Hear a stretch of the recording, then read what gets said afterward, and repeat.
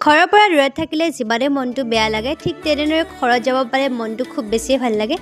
আজি যাবলৈ ওলাইছোঁ ঘৰ তৃষ্ণা আৰু মই। যিহেতু আমাৰ ইলেকশ্যনৰ বঁটা বলি আছে সেইবাবে ভালদৰে ক্লাছবিলাকো হোৱা নাই, সেইবাবে ভাবিলোঁ ঘৰলৈ যাওঁ।